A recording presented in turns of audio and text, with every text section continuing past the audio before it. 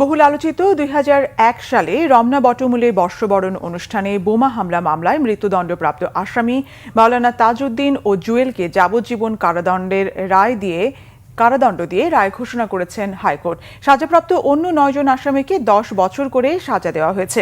আজ বিচারপতি মোস্তফা জামান ইসলাম ও বিচারপতি নাসরিন আক্তারের হাইকোর্ট বেঞ্চ এই রায় ঘোষণা করেন। রায়ে ৯ আসামির সাজা কমিয়ে ১০ বছর করে কারাদণ্ড ও ৫০,০০০ টাকা করে জরিমানা করা হয়েছে। ২০০১ সালের ১৪ এপ্রিল রমনা বটমূলে ছায়ানটের বর্ষবরণ অনুষ্ঠানে বোমা হামলা চালানো হয়। হামলায় ঘটনাস্থলেই ৯ জনের মৃত্যু হয়। পরে হাসপাতালে মারা যান একজন। ওই ঘটনায় ওই দিনই রমনা থানায় হত্যা ও বিস্ফোরক আইনে ২টি মামলা করা হয়। সাক্ষ্য গ্রহণ শেষে ২০১৪ সালের ২৩ জুন বিচারিক আদালত হত্যা মামলার রায় ঘোষণা করেন। এরপর ডেথ রেফারেন্স এবং আসামিদের জেল আপিল ও ফৌজদারি আপিলের শুনানির জন্য মামলাটি হাইকোর্টে আসে। এগেইনস্ট হিউম্যানিটির একটি ঘটনা।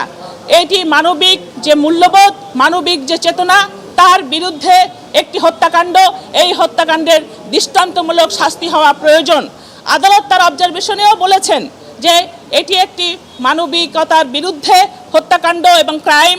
যাদেরকে আজকে ১০ বছর করা হয়েছে, আমরা রাষ্ট্রপক্ষ থেকে তাদের বিরুদ্ধে উচ্চ আদালতে আপিল করব।